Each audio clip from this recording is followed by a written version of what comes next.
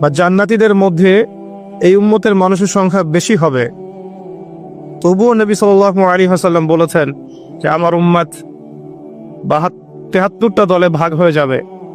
বনু ইসরাইল 72 দলে ভাগ হয়েছিল।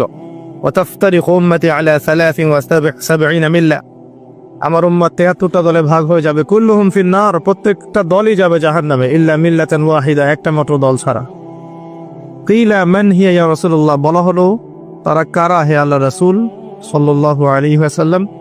নবীজি বললেন মা আনা আলাইহি ওয়া আসহাবি, আমি যার উপরে আছি, আমার সাহাবীরা যার উপরে আছে। দুর্ভাগ্যজনক হচ্ছে ইসলামের নামে যত দলাদলি হয়েছে সবারই এই একটাই দলিল যে মা আনা আলাইহি ওয়া আসহাবি, আমি যার উপরে আছি, আমার সাহাবীরা যার উপরে আছে। সবাই দাবি করে আমরা তাই করছি। কেন বেশিরভাগ মানুষ জাহান্নামে যাবে? একটা উত্তর আমরা পেলাম, চোখ দিয়েছি দেখেনি, কান দিয়েছি শোনেনি, কলব দিয়েছি উপলব্ধি করেনি। অর্থাৎ আল্লাহর সত্যের সন্ধান তারা পায়নি, সত্যকে মূল্যায়ন করে নাই, আল্লাহ পাকের বিধানের আনুগত্য করেনি। আরেকটা কারণ আছে, সেটা হলো শিরক। কারণ যে বেশিরভাগ মানুষ জাহান্নামে যাবে তাদের আমল নামায় একটা পাপ থাকবে, খুব কমন পাপ, সেটা হলো শিরকের পাপ। কিভাবে এটা বলতে পারি? এভাবে পারি যে আল্লাহ পাক সূরা নিসার মধ্যে বলেছেন ইন্নাল্লাহা লা ইয়াগফিরু আন ইউশরাকা বিহি ওয়া ইয়াগফিরু মা দুনা যালিকা লিমান ইয়াশা। আল্লাহ পাক বলছেন আমি শিরক ছাড়া অন্য যে কোনো গুনাহ যাকে ইচ্ছা ক্ষমা করে দেব। আল্লাহ পাক বলছেন আমি, আল্লাহ পাক শিরকের গুনাহ মাফ করেন না, অন্য যে কোনো গুনাহ যাকে ইচ্ছা আল্লাহ পাক মাফ করে দিবেন ইনশাআল্লাহ। আল্লাহ পাক যখন ঘোষণা দিলেন যে শিরক ছাড়া অন্য গুনাহ আমি মাফ করে দেব ইনশাআল্লাহ, শুধু মানুষের সাথে জড়িত বিষয় বাদ দিয়ে। কারণ মানুষের সাথে জড়িত বিষয় আল্লাহ রাব্বুল আলামিনের কাছে ক্ষমা চেয়ে লাভ হচ্ছে না। যেটা মানুষের সাথে জড়িত বিষয় সেটা আল্লাহর কাছে ক্ষমা চেয়ে লাভ হচ্ছে না। ধরেন আপনি কারো গীবত করেছেন, নাউজুবিল্লাহ, কারো সম্পদ আত্মসাৎ করেছেন, কারো প্রতি জুলুম করেছেন, কাউকে গালি দিয়েছেন, চুরি ডাকাতি করেছেন, ছিনতাই করেছেন, অন্যের সম্পদ আত্মসাৎ করেছেন, কাউকে ধর্ষণ করেছেন, অর্থাৎ অন্য কারো সম্মানহানি করেছেন, জান মাল ইজ্জতের হানি করেছেন। এই বিষয়টার ক্ষমা আল্লাহর কাছে পাওয়া যাবে না। এই ক্ষমাটা ওই বান্দার কাছে নিতে হবে যে ভাই আমি আপনার গীবত করেছিলাম, আমাকে মাফ করে দেন। ভাই আমি আপনার সম্পদ চুরি করেছি, এই নেন, ফেরত নেন। ভাই আমি তোমার জমি আত্মসাৎ করেছি, এটা তোমার, তুমি নিয়ে নাও। ভাই আমি তোমার কাছে টাকা ধার নিয়েছিলাম, দেইনি, এই যে দিয়ে দিলাম, শোধ। প্রতিটা বিষয় যেটা মানুষের সাথে জড়িত, হাক্কুল ইবাদ, এটা আল্লাহর কাছে ক্ষমা হবে না, এটা তার কাছেই ক্ষমা নিতে হবে, এবং এটা খুব কঠিন বিষয়। এর জন্য একটা কলবুন সালিম দরকার হয়, মানে সৎ মনের দরকার হয়। আর এই সৎ মন অনেক দাড়ি টুপির ভিতরেও থাকে না। আমি কি বুঝাতে পারছি? এই মনস্তাত্ত্বিক সততা দাড়ি টুপি জুব্বা পাগড়ির ভিতরে নাও থাকতে পারে, এটা ভিতরের ব্যাপার। যার কলব যত বেশি পরিচ্ছন্ন আলোকিত, সে তত বেশি সৎ হবে ইনশাআল্লাহ। কোনো কোনো ক্ষেত্রে আমরা এমনও দেখেছি যে একজন নন মুসলিম হিন্দু সম্প্রদায়ের মানুষ, সে মাপে কম দিচ্ছে না, একজন মুসলিম দিচ্ছে। কোনো কোনো ক্ষেত্রে দেখবেন আপনাদের এলাকায় আগে হিন্দু সম্প্রদায় বেশি ছিল না? আমার জানা মতে রংপুরের এই জায়গায় তো আগে শহর ছিল, তাই না? এখন এখানে অনেক নিদর্শন আছে, খাঁটি খাবারের জন্য মানুষ তাদের কাছে আসতো, মুসলিমদের দোকানে না গিয়ে তাদের দোকানে যাচ্ছে। তাদের দুধটা হবে খাঁটি, ঘিটা হবে খাঁটি, মিষ্টি হবে খাঁটি। মুসলিমের দোকান বাদ দিয়ে তাদের কাছে যাচ্ছে মানুষ, সততা দিয়ে তারা মানুষের মন জয় করলো। কোনো কোনো ক্ষেত্রে আপনি দেখবেন একজন অমুসলিম রাষ্ট্রের দায়িত্বে আছে, প্রশাসনে আছে, বা সামাজিক দায়িত্বে আছে, ব্যবসা করছে, চাকরি বাকরি করছে। কোনো কোনো ক্ষেত্রে দেখা যায় যে তারা অনেক মুসলিমের চেয়ে বেশি সৎ। হ্যাঁ, ঘুষ নিচ্ছে না, দুর্নীতি করছে না, ব্যবসায় ভাবে কম দিচ্ছে না, সিন্ডিকেট করছে না, চোরা কারবারি করছে না, অনেক ক্ষেত্রে দেখা যায়। এই শ্রেণীর মানুষদেরকে আল্লাহ পাক হেদায়েত দিয়ে দিতে পারেন। যাদের মনের মধ্যে আল্লাহ পাক সততা দেখবেন, আল্লাহ পাক তাকে হেদায়েত দিবেন ইনশাআল্লাহ। এটাই নিয়ম। আর যার হৃদয়ের মধ্যে সততা নাই, বাহ্যিকভাবে যদি মনেও হয় যে সে জান্নাতের পথে হাঁটছে, এমন হতে পারে দিন শেষেও জাহান্নামেই যাবে, নাউজুবিল্লাহ। যে প্রসঙ্গে এখানে আসলাম, মানুষের সাথে জড়িত হকটা মানুষের সাথেই ডিল করতে হবে। এটা কাবা ঘরের গেলাফ ধরে কানলেও ক্ষমা হবে না, কারণ আল্লাহ পাক তো রহমানুর রহিম নন, শুধু আল্লাহ পাক ন্যায় বিচারকও বটে। কথা কি বুঝতে পারছেন? আল্লাহ পাক শুধু রহমানুর রহিম নন যে সব মাফ করে দিব, একই সাথে শাদীদুল ইকাব, কঠোর শাস্তিদাতাও বটে। এবং আল্লাহ পাকের ন্যায় বিচার, ইনসাফটা সবচেয়ে উপরে। আল্লাহ পাক ইনসাফ করবেন, ইনসাফ করবেন। রহমানুর রহিম কোন অর্থে? আল্লাহ পাক চান যে তার বান্দারা জান্নাতে যাক, এবং তার জন্য আল্লাহ পাক নবী রাসূল পাঠিয়েছেন, আসমানি কিতাব পাঠান, মানুষকে খাওয়ান, পড়ান, হেদায়েত দেন, ভালো মন্দ বোঝান, বিবেক দেন, সবকিছু দেন। রহমানুর রহিম ছাড়া কোনো সত্তা এমন করতে পারে? এরপরেও যখন মানুষ জাহান্নামের পথে হাঁটবে, তখন আল্লাহ পাক কি আমরা দোষ দিতে পারবো? পারবো না। কিয়ামতের দিনের দরকার ছিল। আগে আমরা ভাবতাম যে কিয়ামতের দিনের কি দরকার ছিল, ছোটবেলায় ভাবতাম আর কি, যে এত সমস্যা, মানুষ হয়ে জন্ম নিয়েই তো বিপদে পড়ে গেলাম, কিয়ামতের দিনে তো অবস্থা খারাপ, কি জন্য আল্লাহ এত কঠিন শাস্তি দিবেন, জাহান্নাম সৃষ্টি করেছেন ইত্যাদি। সত্যিকার অর্থে কিয়ামতের দিন না থাকলে কোনো জালেমের বিচার হতো না, যাদের বিচার দুনিয়া হয়নি। কথা কি বুঝতে পারছেন? যে জালেমদের বিচার দুনিয়াতে হয় নাই, তারা পার পেয়ে যেত। কিয়ামতের মাঠ আছে বলেই তারা পার পাবে না। আর যে মাজলুমরা দুনিয়াতে কেঁদেছে, দুনিয়াতে কষ্ট সহ্য করেছে, সাফার করেছে, তাদের জন্য সুসংবাদ কিয়ামতের মাঠ, তারা সেখানে প্রতিদান পাবে ইনশাআল্লাহ। এজন্যই কিয়ামতের মাঠের দরকার ছিল, না হলে সব জালেম কি হতো? পার পেয়ে যেত, যারা দুনিয়াতে বিচার পায়নি। তো এর জন্য সৎ মনের দরকার। যদি মানুষের সাথে জড়িত বিষয় থাকে, তাকে ফেরত দিতে হবে। যদি আপনি জনগণের সম্পদ আত্মসাৎ করে থাকেন, সবার সামনে দাঁড়িয়ে বলতে হবে যে তোমাদের এই সম্পদ ছিল, আমি আত্মসাৎ করেছি, আমার সম্পদ থেকে এগুলো নিয়ে নাও। তারপরে জান্নাতের প্রশ্ন আসবে, তার আগে নয়। এত সহজ নয়। তাহলে কিয়ামতের মাঠে উঠে দেখবেন কিছু কিছু মানুষের ঘাড়ের মধ্যে দেখবেন রিলিফের মাল আছে। হ্যাঁ, কিয়ামতের মাঠে উঠে দেখবেন কিছু মানুষের ঘাড়ে রিলিফের মাল আছে, টিন আছে, গম আছে, চাল আছে, ত্রাণ আছে। নবী সাল্লাল্লাহু আলাইহি ওয়াসাল্লাম বলেছেন, যে যেটা আত্মসাৎ করবে সেটা নিয়ে কিয়ামতের মাঠে উঠবে। হ্যাঁ, কেউ যদি একটা গরু আত্মসাৎ করে থাকে, গরু তার ঘাড়ে থাকবে। হ্যাঁ, গরু নিয়ে হাঁটবে সে। কেউ যদি ছাগল আত্মসাৎ করে থাকে, ছাগল থাকবে ঘাড়ে। কেউ যদি কারো জমিন আত্মসাৎ করে থাকে, জমি, ওই এক তবক হলে 7 তবক চাপিয়ে দেওয়া হবে। তবক মানে তো বোঝেন, তবাখন আইন তবাক, কোরআন পড়ে দেখেন। এর জন্য দুনিয়াতে হকটা মেটাতে হবে, এটা খুব ডিফিকাল্ট। ওমর রাদিয়াল্লাহু আনহু একবার একজন বেদুইনের বুকের মধ্যে লাঠি দিয়ে আঘাত করেছিলেন। আঘাত করাটা তার জন্য জায়েজই ছিল ওই সময়, কারণ সে বিরক্ত করছিল বারবার। ওমর রাদিয়াল্লাহু আনহু রাষ্ট্রীয় বড় দায়িত্ব পালনে ব্যস্ত ছিলেন। এই সময় একজন বেদুইন এসে তার জামা ধরে টান দিচ্ছে, দিয়ে বলছে যে আমার কথা শোনেন, আমার কথা শোনেন। তিনি ব্যক্তিত্ব সম্পন্ন মানুষ ছিলেন, লাঠি দিয়ে একটু গুতা দিয়েছেন, দেখছো না আমি ব্যস্ত আছি। একটু পরেই তার চিন্তা হলো, আমি কি জুলুম করে ফেললাম? একজন সাহাবীকে পাঠালেন তাকে ডেকে নিয়ে আসবে।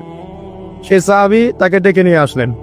এবার সেই ব্যক্তিকে দাঁড় করিয়ে ওমর রাদিয়াল্লাহু আনহু বলছেন, আমিরুল মুমিনিন, অর্ধ জাহানের খলিফা, অর্ধেক বিশ্বের খলিফা, ছোট্ট একটা কান্ট্রির না, পুরো অর্ধেক বিশ্বের খলিফা।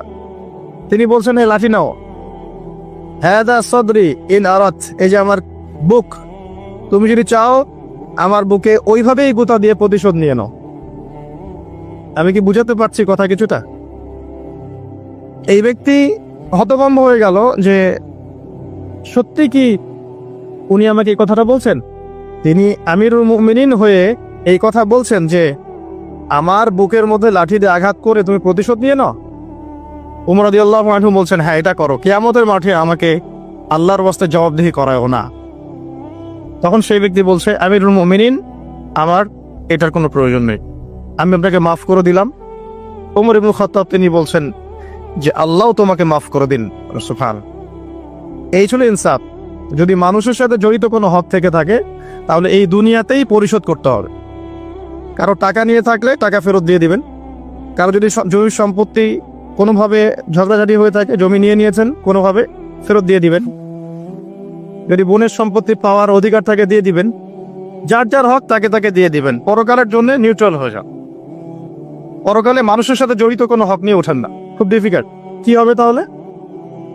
পরিণতিটা এটা হবে, নবী সাল্লাল্লাহু আলাইহি ওয়াসাল্লাম বলেছেন, কিয়ামতের মাঠে কিছু মানুষ উঠবে যারা নামাজ, রোজা, হজ, যাকাত, সাদাকা এরকম অনেক নেকি নিয়ে উঠবে। নেকি নিয়ে ওঠার পরে দেখবে সামনে যে অনেক মানুষ দাঁড়িয়ে আছে পাওনাদার, কারো গীবত করেছে, কাউকে ধর্ষণ করেছে, কারো সম্পদ আত্মসাৎ করেছে, কাউকে গালি দিয়েছে, কাউকে জুলুম করেছে ইত্যাদি। এই মানুষগুলো দাঁড়িয়ে থাকবে। ওই সময় তো আর বেচা কেনার সুযোগ নাই, পরিশুদ্ধ হওয়ার সুযোগ নাই।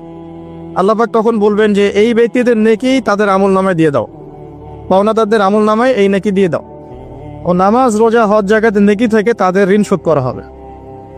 এবং শোধ করতে করতে যদি নেকি শেষ হয়ে যায় তখন ওই ব্যক্তিদের গুনাহ থেকে গুনাহ এই ব্যক্তির আমল নামায় যুক্ত করা হবে। পরিশেষে এই ব্যক্তি যাবে জাহান্নামে, ওরা চলে যাবে জান্নাতে। মানে নাউযুবিল্লাহ। দুনিয়াতে আল্লাহর সাথে জড়িত বিষয় থাকতে পারে, পরকালে যেন মানুষের সাথে জড়িত কোনো হক রাখেন না। এটাই প্রথম নাসিহাত। আল্লাহ রাব্বুল আলামিন এটাই বলেছেন যে নিশ্চয়ই আল্লাহ শিরক ছাড়া সমস্ত গুনাহ মাফ করতে পারেন। তার মানে আমরা বুঝতে পারছি যে বেশিরভাগ মানুষ জাহান্নামে যাবে, তাদের আমল নামায় শিরকের পাপ থাকবে। কিসের পাপ থাকবে? শিরকের পাপ থাকবে। কারণ আল্লাহ পাক বলেছেন শিরক ছাড়া যে কোনো গুনাহ তিনি ক্ষমা করতে পারেন। এবং মেরাজের রাতে যখন নবী সাল্লাল্লাহু আলাইহি ওয়াসাল্লাম আল্লাহর সাথে সাক্ষাৎ করেছেন, আল্লাহ পাক 3টা প্রতিশ্রুতি দিয়েছেন, 3টা হাদিয়া, উপহার। একটা হচ্ছে 50 ওয়াক্ত নামাজ, যেটাকে আমরা এখন 5 ওয়াক্ত পড়ি। 5 ওয়াক্ত পড়লে আপনি 50 ওয়াক্তের নেকি পাবেন ইনশাআল্লাহ। আর এই উম্মতের যে কোনো নেকির কাজ 10 দিয়ে গুণ করা হবে। একটা ভালো কাজ করলে আপনি 10 গুণ নেকি পাবেন, আল্লাহ পাক এটা বলে দিয়েছেন। কিন্তু গুনাহ একটা করলে একটাই পাবেন। একটা গুনাহ করেছেন, একটাই থাকবে, এটাকে 10 দিয়ে গুণ করা হবে না। এটা প্রথম হাদিয়া। দ্বিতীয় হাদিয়া হচ্ছে সূরা বাকারার শেষের 3টা আয়াত। সূরা বাকারার শেষের 3টা আয়াত, লিল্লাহি মা ফিস সামাওয়াতি, এখান থেকে ফানসুরুন আলাল কওমিল কাফিরিন পর্যন্ত। এটা একটা হাদিয়া। এবং নবী সাল্লাল্লাহু আলাইহি ওয়াসাল্লাম বলেছেন, রাতের বেলা কেউ যদি এই 3টা আয়াত পড়ে ঘুমায়, ঘুমানোর আগে এই 3টা আয়াত পড়ে নিয়ে ঘুমায়, বা মাগরিবের নামাজের পর থেকে পড়া শুরু করে, কারণ মাগরিবের পর থেকে রাত শুরু হয়। পশ্চিমা বিশ্বের মতো 12টার পর থেকে রাত শুরু হয় না ইসলামে, সূর্য ডুবলেই রাত শুরু হয়। তো নবী সাল্লাল্লাহু আলাইহি ওয়াসাল্লাম বলছেন তার আমল নামায় সারা রাত ইবাদতের নেকি দেওয়া হবে ইনশাআল্লাহ। আরেকটা হাদিয়া হচ্ছে এটা, আল্লাহ পাক ঘোষণা দিয়েছেন এই উম্মতের কোনো ব্যক্তি যদি শিরক না করে মারা যায়, এই উম্মতের কোনো ব্যক্তি যদি শিরক না করে মারা যায়, মানুষের সাথে জড়িত কোনো পাপ না থাকে, ইনশাআল্লাহ আল্লাহ পাক তাকে মাফ করে দিবেন। আর এই সূরা নিসার আয়াতটাও এটাই প্রমাণ করছে। আল্লাহ পাক বলছেন ইন্নাল্লাহা লা ইয়াগফিরু আন ইউশরাকা বিহি, আল্লাহ পাক শিরকের গুনাহ মাফ করেন না, ওয়া ইয়াগফিরু মা দুনা যালিকা লিমান ইয়াশা, এবং এছাড়া যে কোনো পাপ আল্লাহ পাক যাকে ইচ্ছা মাফ করতে পারে। আল্লাহ পাক পরম করুণাময়, অসীম দয়াল। এক ব্যক্তি 100টা খুন করেছিল, 99টা খুন করার পরে, এটা বনু ইসরাইলের ঘটনা, এটা গল্প নয়, কেচ্ছা কাহিনী নয়, সত্য ঘটনা। সে তওবার সুযোগ খুঁজছে, তওবা করা যাবে কিনা। খুঁজতে খুঁজতে খুঁজতে একজন আবেদের কাছে গিয়েছে। আবেদ মানে যে ইবাদত করে কিন্তু জ্ঞান নাই। 2 রকম মানুষ থাকে মুসলিমদের মধ্যে, একজন এক শ্রেণী আলেম যারা জানে এবং জানা অনুযায়ী আমল করে, আর এক শ্রেণী হচ্ছে খুব একটা জানে না কিন্তু দেখা দেখে আমল করে, এটাকে বলা হয় আবেদ। এই ব্যক্তি ছিল আবেদদের একজন। তার কাছে গিয়ে বলছে আমার কি তওবা হবে, আমি 99টা খুন করেছি, সিরিয়াল কিলার।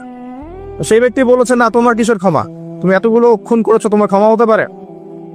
রাগে এই ব্যক্তিকেও সে খুন করেছে, করে 100টা পূর্ণ করেছে। এরপরে আরেকজনের সন্ধান পেয়েছে যে একজন আলেম, তার কাছে গিয়ে তওবার সুযোগ খুঁজছে। সে বলল হ্যাঁ তোমার তওবা হবে ইনশাআল্লাহ, তুমি খালেস ভাবে তওবা করো, করে এই এলাকা থেকে চলে যাও, কারণ তওবার পরে নতুন জীবন শুরু করবে। এই পরিবেশে থাকলে তুমি অতীতের হিস্ট্রিগুলো তোমার মনে করবে, তুমি চলে যাও দূরে কোথাও, সেখানে গিয়ে থাকা শুরু করো। সে তওবা করে ওইদিকে চলে যাচ্ছিল, রাস্তায় মৃত্যু হয়। এবার 2 শ্রেণীর ফেরেশতা চলে আসছে, জান্নাতের এবং জাহান্নামের। কে তার আত্মা নিবে? আমরা মৃত্যুর সময় টের পেয়ে যাবো যে কে জান্নাতে কে জাহান্নামী। ফেরেশতাদের আকৃতি দেখেই, ঠিক আছে? আর একজন মানুষের মৃত্যু থেকেই তার কিয়ামত শুরু হয়ে যায়। কিয়ামত কবে হবে এর চেয়ে বড় কথা যে মৃত্যুর জন্য আমরা প্রস্তুত কিনা। তো এখন জাহান্নামের ফেরেশতারা রূহ নিতে চাচ্ছে ওই ব্যক্তির, আবার জান্নাতি ফেরেশতারাও চাচ্ছে। দুজনের মাঝখানে একটা ডিবেট চলছে। আল্লাহ রাব্বুল আলামিন তখন কৌশল করে বললেন, তোমরা রাস্তাটা মেপে দেখো, সে যতদূর এসেছিল এই রাস্তার পরিমাপ বেশি না যেখানে যাচ্ছিল এর পরিমাপ বেশি। দেখা গেল সে যতদূর গিয়েছিল এর পরিমাপ বেশি। আল্লাহ পাক জমিনটা প্রশস্ত করে দিলেন। এভাবে কৌশল করে আল্লাহ পাক এই ব্যক্তিকে মাফ করে দিলেন। এখানে আপনাকে খুনের অ্যাক্সেস দেওয়া হচ্ছে না। এই হাদিসটা বলে আপনাকে খুন করতে উৎসাহিত করা হচ্ছে না। আপনাকে বোঝানো হচ্ছে আল্লাহ পাকের মার্সি, দয়া কত প্রশস্ত। আরেক ব্যক্তি ছিল, সে ব্যভিচারিণী, ব্যক্তি না, সে মহিলা। সে ব্যভিচারিণী মহিলা, প্রস্টিটিউশনে ছিল, যাকে আমরা এখন যৌনকর্মী বলি বর্তমান আধুনিক সভ্যতায়, সো কল্ড আধুনিক সভ্যতায়। এবং তাদের অধিকারের জন্য আমরা অনেক কিছুই করতে চেষ্টা করি। আমরা একটা স্লোগানও দিই, আমার দেহ আমার সিদ্ধান্ত, নাউজুবিল্লাহ। তো এই মহিলা রাস্তা দিয়ে যাচ্ছিল, দেখেছে একটা কুকুর পিপাসার্থ, প্রচন্ড পিপাসার্থ, জিহ্বা বেরিয়ে গেছে।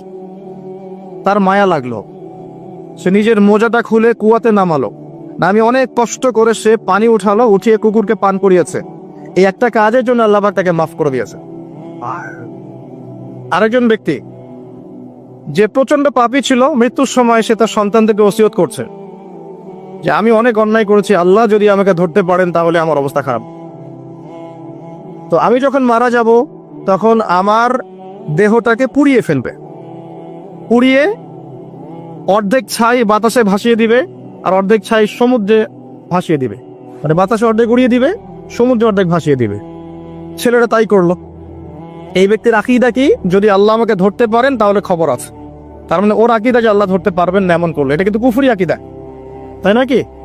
পুনরুত্থানে বিশ্বাস না করাটা কুফরি নয় কি? ইমানের 6টা পিলারে একটা হচ্ছে পরকালে বিশ্বাস, তাই না? একটা পিলারই তো তার মধ্যে নাই। তো সন্তানরা তাই করলো। আল্লাহ পাক সাগরকে বললেন ছাই জমা করে দাও, জমিনকে বললেন ছাই জমা করে দাও। আর বাই দ্য ওয়ে, আল্লাহর আদেশ প্রকৃতি শোনে, মানুষ না শুনলে প্রকৃতি শোনে। সাগরের পরে গিয়ে আপনি দাঁড়ান, দাঁড়িয়ে থাকবেন, এই বিশাল সমুদ্র গর্জন করতে করতে আসবে, এসে বিনয়ের সাথে আপনার পা ধুয়ে দিবে। আল্লাহ পাক তাকে আদেশ করেছেন, তোমার সামনে দাঁড়ালে পা ধুয়ে দিও, অহংকার করো না। আল্লাহ যখন ওই সমুদ্রকে আদেশ করবেন যে এই জনপদের লোকেরা আমার আদেশ মানছে না, জলোচ্ছ্বাস দিয়ে উড়িয়ে দাও, সমুদ্র তাই করবে। প্রকৃতি আল্লাহর কথা শোনে। ছাই জড়ো করা হলো। জড়ো করার পরে আল্লাহ পাক এই ব্যক্তিকে আবার পুনরুজ্জীবিত করে জিজ্ঞাসা করলেন, কি জন্য এই কাজটা করেছেন, কেন এই কাজটা করেছো? তখন এই ব্যক্তি বলছে, হাদিসের কথাগুলো এমন, এই ব্যক্তি বলছে, মিন খাশিয়াতিকা ইয়া রাব্বি, আল্লাহ আমি তোমার ভয়ে এই কাজটা করেছিলাম। আর তুমি খুব ভালো করেই জানো হে আল্লাহ যে আমি তোমার ভয়ে করেছি না অন্য কোনো কারণে করেছি। আল্লাহ পাক বললেন, আমি তোমাকে মাফ করে দিলাম। আর দুজন ব্যক্তি, এটা বলে সামনে যাচ্ছেন, আর দুজন ব্যক্তি, এটা আমাদের মুসলিমদের জন্য শিক্ষা আছে। আমরা মুসলিমরা মনে করি যে আমরা সুপিরিয়র হয়ে গেছি। মাশাআল্লাহ, জুমার নামাজে আসি, রমজানের রোজা রাখি, মাঝে মাঝে একটু জাকাত দেই, সুযোগ পেলে একটা হজ উমরা করে আসি, তাই না? মাঝে মাঝে মসজিদে এসে নামাজ পড়ি, আমরা মনে হয় জান্নাতের সার্টিফিকেট পেয়ে গেছে, আমরা এমনটা মনে করি আর কি। দুই ব্যক্তি, একজন অনেক আল্লাহওয়ালা মানুষ, আর একজন হচ্ছে যে আল্লাহর দিনের খুব একটা পরোয়া করে না। এই বন্ধু সেই বন্ধুকে দাওয়াত দেয়, দিনের পথে আসো, দিনের পথে আসো, আসো। এই ব্যক্তি শোনে না। তো একদিন এই ব্যক্তি বলে ফেললো, যে ব্যক্তি একটু পায়াস টাইপের রিলিজিয়াস মুসলিম, সে বলে ফেললো যে আল্লাহ তোকে কখনো মাফ করবে না। কথাটা শোনেন, আল্লাহ তোকে মাফ করবে না, তোকে এত ডাকি দাওয়াত দিই, তুই কথা শুনিস না। মৃত্যুর পরে আল্লাহ পাক এই দুইজনকে জীবিত করলেন। জীবিত করে বললেন, কে তোমাকে ইখতিয়ার দিয়েছে যে আমি কাউকে ক্ষমা করব কি করব না এই বিষয়ে সিদ্ধান্ত দেওয়ার?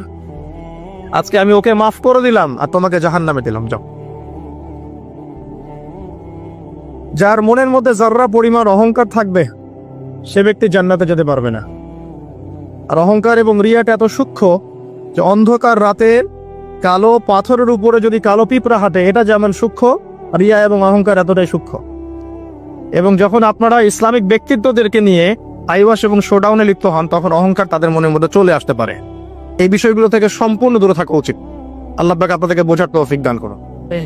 শিরকের পাপ থেকে বেঁচে থাকুন, মানুষের সাথে জড়িত পাপ থেকে বেঁচে থাকুন। আল্লাহ পাক পরম করুণাময়, অসীম দয়ালু। আল্লাহ পাক সমস্ত গুনাহ মাফ করতে পারেন। এর মানে এই নয় যে গুনার এক্সেস দেওয়া হচ্ছে, লাইসেন্স দেওয়া হচ্ছে, এমনটা নয়। আল্লাহ পাকের দয়া বোঝানো হচ্ছে। আল্লাহ আপনাকে ভালোবাসেন এবং আল্লাহই আপনাকে প্রকৃত অর্থে ভালোবাসেন, বাকিরা আপনাকে স্বার্থের জন্য ভালোবাসেন। মনে রাখবেন, প্রকৃত অর্থে শুধু আল্লাহই তার বান্দাদেরকে ভালোবাসেন, বাকিরা মানুষের অবস্থানকে ভালোবাসে, মানুষের ব্যক্তি সত্তাকে নয়, আপনার আত্মাকে নয়, আপনার অবস্থানকে। এটা আপনি হারে হারে উপলব্ধি করবেন যত দিন যাবে। বাকি বিষয়গুলো স্বার্থকেন্দ্রিক। আল্লাহ রাব্বুল আলামিনের ভালোবাসা স্বার্থকেন্দ্রিক নয়, নিঃস্বার্থ। আল্লাহর জন্য ভালোবাসো। মাকে ভালোবাসেন আল্লাহর জন্য, বাবাকে ভালোবাসেন আল্লাহর জন্য, আপনি সন্তান সন্ততিকে ভালোবাসেন আল্লাহর জন্য, স্ত্রীকে ভালোবাসেন আল্লাহর জন্য। তাদের জন্য করেন আল্লাহকে সন্তুষ্ট করার জন্য, তাদের কাছে কিছু পাওয়ার আশায় না। যখন আপনি কারোর কাছে কিছু পাওয়ার আশা করবেন, তখন তার কাছ থেকে কষ্ট পাবেন। যখন কারো কাছে কিছু পাওয়ার জন্য আপনি আশা করবেন, তখন তার কাছে কষ্ট পাবেন। এর বাইরে একটা ভালোবাসা থেকে, ডিভাইন, আল্লাহর পক্ষ থেকে আসে। সেই দুই ব্যক্তি যারা আরশের ছায়া ছায়া পাবে, ওই 7 শ্রেণীর মধ্যে এক শ্রেণী হচ্ছে ওই দুই ব্যক্তি যারা একে অপরকে শুধু আল্লাহর জন্য ভালোবাসত। এই ভালোবাসা, মুআমালাত, আপনার ওঠা বসা, চলাফেরা, ইবাদত, প্রতিটা কাজ হোক শুধু আল্লাহর সন্তুষ্টির জন্য। এটাই হচ্ছে তাওহীদের চূড়ান্ত লেভেল। তখন গিয়ে আপনি আল্লাহর মারিফত বুঝতে পারবেন, আল্লাহকে আপনি আপন করে পাবেন। যখন ডাকবেন, দেখবেন আল্লাহ আপনার কাছে আছে। এমন সময় দেখবেন মনে মনে কিছু চিন্তা করেছেন যে আমার এটা দরকার, দেখবেন বাসায় গিয়ে ওটা হাজির আপনার সামনে। নবী সাল্লাল্লাহু আলাইহি ওয়াসাল্লাম এটাই বলেছেন, জুতার ফিতার প্রয়োজন হলেও আল্লাহর কাছে চেয়ে নাও। তোমার যদি জুতার ফিতার প্রয়োজন হয়, আল্লাহর কাছে চেয়ে নাও, কারো কাছে চেয়েও না। আব্দুর রহমান বিন আউফ রাদিয়াল্লাহু আনহু মদিনায় গিয়েছেন হিজরত করে। অন্য একজন সাহাবী বলছেন, আমার 2টা বাড়ি আছে, একটা নিয়ে নেন, 2টা জমি আছে, একটা নিয়ে নেন। আব্দুর রহমান বিন আউফ তিনি বলছেন, আরিনি আইনাস সুক, আমাকে দেখিয়ে দাও যে বাজার কোথায়। অল্প কিছু খেজুর কিনলেন, আল্লাহর প্রতি তাওয়াক্কুল করে গায়রাতের পরিচয় দিলেন, ব্যক্তিত্বের পরিচয় দিলেন, দিয়ে তিনি চলে গেলেন বাজারে। বাজারে গিয়ে ব্যবসা শুরু করলেন। মাত্র 7 বছরের ব্যবধানে তিনি মদিনার শ্রেষ্ঠ ধনীদের একজন হয়েছেন। আল্লাহর হয়ে যান, শুধু আল্লাহকে আপন করে নেন, দেখবেন সবকিছু আপনার অনুকূলে ইনশাআল্লাহ। ইন্না সলাতি ওয়া নুসুকি ওয়া মাহইয়ায়া ওয়া মামাতি লিল্লাহি রাব্বিল আলামিন, এই কনসেপ্টে আসেন। ইব্রাহিম আলাইহিস সালাম বলেছেন, আমার সালাত, আমার যত কুরবানি, আমার জীবন, আমার হায়াত, মৃত্যু সবকিছু আল্লাহর জন্য। তখন দেখবেন দুনিয়াতে যদি আল্লাহর পথে চলতে আপনি বাধা পান, বিপত্তি পান, কষ্ট পান, দুঃখ কষ্ট আসে, বালা মুসিবত আসে, আপনার মুখে হাসি থাকবে। আপনি বুঝবেন এগুলো আল্লাহর জন্য, আল্লাহ এগুলোর প্রতিদান দিবেন ইনশাআল্লাহ। এবার আসেন আরেকটা পয়েন্ট এসে আমি আলোচনা শেষ করতে চাই। আমাদের সামনে একটা মৌসুম অপেক্ষা করছে আল্লাহর ক্ষমা পাওয়ার। 3 শ্রেণীর মানুষের জন্য নবী সাল্লাল্লাহু আলাইহি ওয়াসাল্লাম অভিশাপ দিয়েছেন। অভিশাপ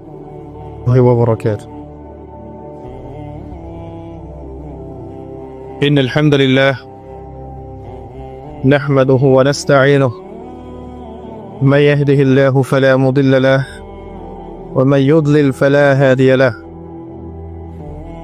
ونشهد أن لا إله إلا الله وحده لا شريك له ونشهد أن محمدا عبده ورسوله أما بعد فأعوذ بالله من الشيطان الرجيم بسم الله الرحمن الرحيم وقال الله تعالى في كلامه المجيد والفرقانه الحميد يا أيها الذين آمنوا اتقوا الله حق تقاته ولا تموتن إلا وأنتم مسلمون وقال رسول الله صلى الله عليه وسلم القرآن حجة لك أو عليك رب اشرح لي صدري ويسر لي أمري واحلل عقدة من لساني يفقه قولي اللهم فقهنا في الدين وعلمنا التأويل اللهم اجعلنا منهم الذين آمنوا وعملوا الصالحات وتواصوا بالحق وتواصوا بالصبر আলহামদুলিল্লাহ, যাবতীয় প্রশংসা এবং গুণগান একমাত্র মহিয়ান ও গরিয়ান আল্লাহ রাব্বুল আলামিনের জন্য, যে আল্লাহ সুবহানাহু ওয়া তাআলা নাজিল করেছেন মহাবিশ্বের মহাবিশ্বয় মহাগ্রন্থ আল কোরআনুল কারীম। যে আল্লাহ পাক আমাদেরকে আজকে সুস্থ শরীরে মসজিদে আসার তৌফিক দান করেছেন, আমাদেরকে মুসলিম পরিবারে জন্মগ্রহণ করার তৌফিক দান করেছেন, মুহাম্মদ সাল্লাল্লাহু আলাইহি ওয়াসাল্লামের উম্মাহ হওয়ার সৌভাগ্য দান করেছেন। সকলেই শুকরিয়া আদায় করি, বলি আলহামদুলিল্লাহ। অগণিত অসংখ্য দরুদ এবং সালাত বর্ষিত হোক মহান আল্লাহ প্রেরিত সর্বশেষ এবং চূড়ান্ত নবী, মানবতার মুক্তির দূত মুহাম্মদুর রাসূলুল্লাহ সাল্লাল্লাহু আলাইহি ওয়াসাল্লামের প্রতি। আমরা সংক্ষিপ্ত আকারে দরুদ পড়ি, আল্লাহুম্মা সাল্লি আলা মুহাম্মদ, আল্লাহুম্মা বারিক আলা মুহাম্মদ। সম্মানিত উপস্থিতি, কেমন আছেন আপনারা? আলহামদুলিল্লাহ আলা কুল্লি হাল ওয়া ফি কুল্লি মাকান।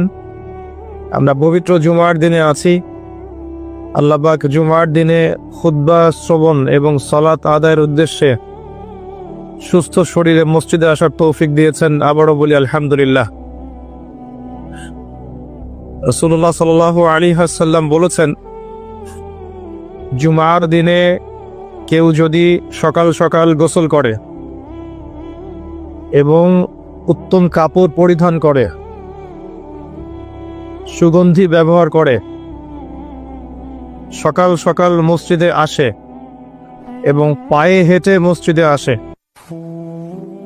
ইমামের কাছাকাছি বসে, মনোযোগের সাথে খুতবা শ্রবণ করে, খুতবা চলাকালীন সময়ে কাউকে কষ্ট দেয় না, এমনকি কেউ যদি কথা বলে তাকে এটাও বলবে না যে চুপ করো, এবং ইমামের সাথে নামাজ শেষ করে, নবী সাল্লাল্লাহু আলাইহি ওয়াসাল্লাম বলেছেন, এই ব্যক্তির আমলনামায় প্রত্যেক পদক্ষেপের বিনিময়ে 1 বছরের নফল নামাজ, 1 বছরের নফল রোজার নেকি দেয়া হবে। এই বিশাল নেকিটা নষ্ট হয়ে যাবে যদি খুতবা চলাকালীন সময় আমরা কথাবার্তা বলি, মোবাইলে ব্যস্ত থাকি, লুকিয়ে লুকিয়ে ভিডিও করি, ফটো সেশন করতে থাকি ইত্যাদি, অন্যকে কষ্ট দেই, আপোষে কথাবার্তা বলি, তাহলে এই পুরো নেকিটা নষ্ট হয়ে যাক। দেখবেন এটা বলে দেওয়ার পরেও কিছু মানুষ কথা বলবে, এই কাজ করবে। আল্লাহ পাক বলেছেন কিছু মানুষ সম্পর্কে, লাহুম কুলুবুন লা ইয়াফকাহুনা বিহা, আমি হৃদয় দিয়েছি উপলব্ধি করে না, ওয়া লাহুম আযানুন লা ইয়াসমাউনা বিহা, শ্রবণ ইন্দ্রিয় দিয়েছি শুনবে না, ওয়া লাহুম আ'য়ুনুন লা ইউবসিরুনা বিহা, চোখ দিয়েছি দেখবে না। আল্লাহ বলেছেন এমন কিছু মানুষের কথা, এবং তাদের বিষয়ে আল্লাহ বলছেন, উলাইকা কাল আনআম, এরা হচ্ছে গবাদি পশুর মতো, জাস্ট লাইক ক্যাটলস, গবাদি পশু, জন্তু জানোয়ারের মতো। বাল হুম আদাল, বরং তার চাইতেও নিকৃষ্ট। উলাইকা হুমুল গাফিলুন, এরা হচ্ছে গাফেল সম্প্রদায়। আল্লাহ পাক এদেরকে দিয়েই জাহান্নাম পূর্ণ করবেন। ওয়ালাকাদ যারানা লিজাহান্নামা কাসীরাম মিনাল জিন্নি ওয়াল ইনস, প্রচুর জিন আর মানুষকে দিয়ে আমি জাহান্নাম পূর্ণ করব। অপরাধ এটাই, চোখ দিয়েছি দেখে নাই, কান দিয়েছি শোনে নাই, হৃদয় দিয়েছি উপলব্ধি করে নাই, এটাই অপরাধ। আর সহিহ বুখারীর মধ্যে 4 বার একটা হাদিস এসেছে যে আল্লাহ পাক আদম আলাইহিস সালামকে ডাকবেন কিয়ামতের মাঠে এবং বলবেন, তোমার সন্তানদের মধ্য থেকে জাহান্নামীদেরকে আলাদা করে দাও। আদম আলাইহিস সালাম বলবেন, কতজন হে আল্লাহ? আল্লাহ পাক বলবেন, প্রতি 1999 জনকে জাহান্নামের জন্য আলাদা করে দাও। যদিও এই উম্মতের বেশিরভাগ মানুষ জান্নাতে যাবে ইনশাআল্লাহ, বা জান্নাতীদের মধ্যে এই উম্মতের মানুষের সংখ্যা বেশি হবে, তবুও নবী সাল্লাল্লাহু আলাইহি ওয়াসাল্লাম বলেছেন যে আমার উম্মত 73টা দলে ভাগ হয়ে যাবে। বানু ইসরাঈল 72 দলে ভাগ হয়েছিল। ওয়াতাফতারিকু উম্মতি আলা 73 মিল্লা, আমার উম্মত 73টা দলে ভাগ হয়ে যাবে। কুল্লুহুম ফিন নার, প্রত্যেকটা দলই যাবে জাহান্নামে, ইল্লা মিল্লাতান ওয়াহিদা, একটা মাত্র দল ছাড়া। কিলা মান হিয়া ইয়া রাসূলুল্লাহ, বলা হলো তারা কারা হে আল্লাহ রাসূল সাল্লাল্লাহু আলাইহি ওয়াসাল্লাম? নবীজি বললেন, মা আনা আলাইহি ওয়া আসহাবি, আমি যার উপরে আছি, আমার সাহাবীরা যার উপরে আছে। দুর্ভাগ্যজনক হচ্ছে ইসলামের নামে যত দলাদলি হয়েছে সবারই এই একটাই দলিল যে